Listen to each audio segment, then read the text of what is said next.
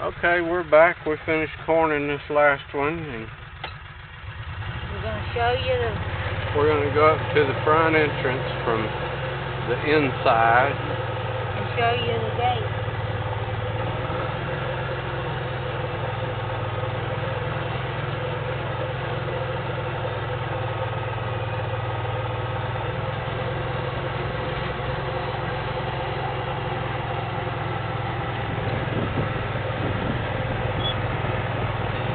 Right back there is where we were. So now we're headed up here to the front. We got some mesquite that we can cut. The fence contractor busted that limb off. We need to get in here with a chainsaw, let it season a little bit. And there's another limb hanging down there. Let all that season a bit, and we'll have us some more barbecue wood, mesquite barbecue wood. Several limbs that we can cut. You don't walk around showing the top fence. And let me get up here where I can turn around.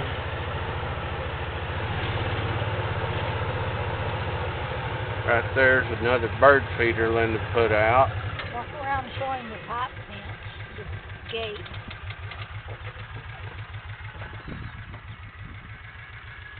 Hop off the mule here a little bit, and you can see how the entrance widens out 40 feet at the road and 20 feet here at the gate, and it's set back 40 feet so that if you're pulling a trailer, you come in here, you're not sticking out in the road.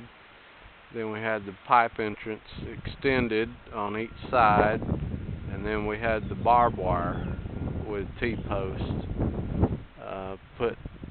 And it goes that way until it starts to turn, and at some point we'll have to do the rest of the front of that. But at this point, the rest of the front of that down, I don't know, probably 100 yards, is old fence. But this is Linda's hummingbird feeder, one of them that she put out up here. And you can see how green the grass is up here, except for that old brush pile that they had to clear when they put in the fence. But there's another old mesquite tree. Even though it's got some green on it, it's pushed over. We could cut that up and let it age, and we got some more barbecue wood there. I don't even know what kind of tree that was, where that stump is. This thing right here is an old Chinaberry tree, which I hate, but they left it when they put this fence in, so oh well, we'll see what happens. May end up having to cut that down. You can see out in the front right there, there's part of a little stump. I'm going to have to get in here and cut it off down at the ground. And then further over, you can't see it from here, but there's a big root that I'm sure came off of that stump that sticks up. And I'll either come out here with a tractor and push it up with a front bucket or chainsaw something. And then again, there's Linda's other regular bird feeder, and straight ahead you can see the mailboxes. The closest one is ours, and one of these days I would just abandon it and put another one up over here. Not that we get mail out here anyway, but at some point we will.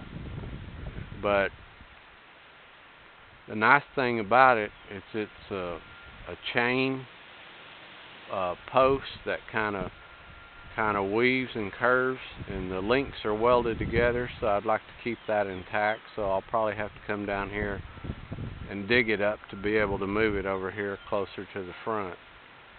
And then over there you can see another brush pile they had to clear to get this fence in. And right down there where the fence turns at the road, you can't see it because it's behind that bush, but that's where the old entrance used to be and the old driveway. And since we've put this new entrance in, we've made this new driveway, which so far hasn't rutted out, even though it's mostly dirt, and there's very little rock up here, which is amazing to me. But we wanted the entrance up in here close to these old mesquites, which are pretty nice looking. I wish we could have had the entrance a little further over that way, but we couldn't be here when the guy started the work. But he did okay. We're still in the mesquites, and we've got some limbs there. More limbs, I should say, that we can cut up and use for barbecue wood. And then up that way, if you can see that telephone pole sticking up there, which is probably 500 or 600 yards away, that's the very front corner of the property. Anyway, we don't use the very front too much because it is real rocky, real rough, thick, mostly cedars. There are a few oaks up there, but not much. One of these days I'll probably get up there and I'll tie this road together, where this is the road on the other side of that brush pile we went up and went this morning and dumped that hog. And then the other road I showed you back down this way goes straight up to the front corner of the property. But those two roads don't tie together at this point, and at some point we'll map us out a path to connect those so that we can make a loop up there. And at some point also in the future, I'll do some clearing up there and put a deer stand up, because there are a lot of deer up there. Anyway, so now we're going to head back to the house.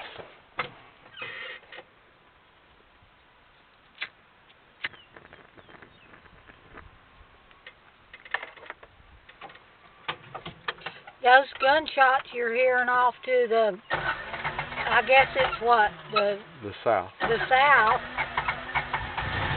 is Kenny's buddy that works with him, and he's over there with his son-in-law shooting. No, it's his sister and brother-in-law. Okay, all right. Tell him about it. They're down from Illinois this weekend. Speak up. That's where he's from. Speak up, he can't hear over this mule. And Speak up. they're over there just shooting targets. So now we just left the entrance gate and we're headed back to the house. Tell him we're on Taylor Drive. I think he just heard you. We're on Taylor Drive, Daddy. Back then there's another old can. I know. Where did that come from? That didn't used to be there. I don't, well, because I've been widening this road and I drive on it and it showed up.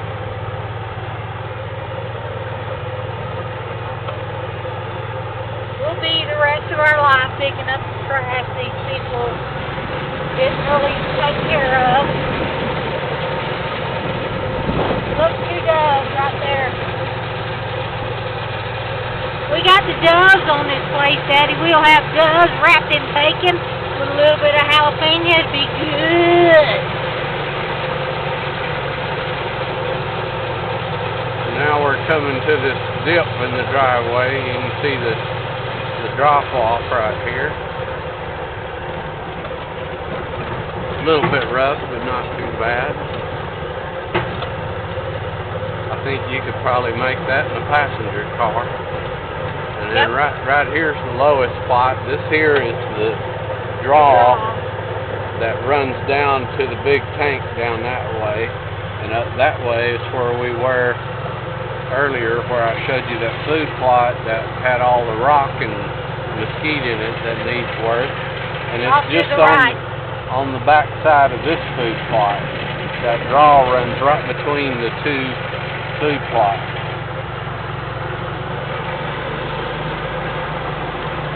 now we're headed back up the main driveway back to the house.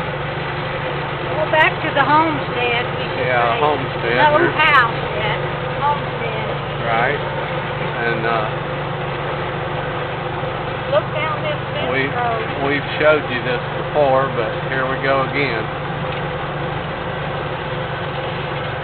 We're on the fence road. Yeah, you did. That's the new fence, part of it, and then it turns and goes the other way. That's the eyesore. Right. I wish they'd get rid of that But look how S10 pretty blazer. this looks since I cut it, darling. Yeah. This is the part that Linda mowed today. It looks so pretty, I'd like to mow the other side now. Yeah, there's a lot of picking up to do over here, though, on this side before you can mow it. Right. A lot of mesquite to dodge, and limbs, and cactus, and skunks.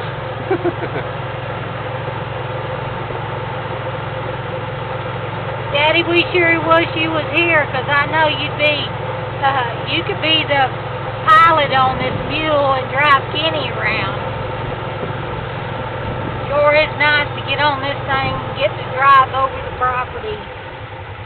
Alright, we're back here to the motorhome. Yep, So we we're sure gonna- want you to come on. We'd like you to come on early, like right now. Just come on right now. Why?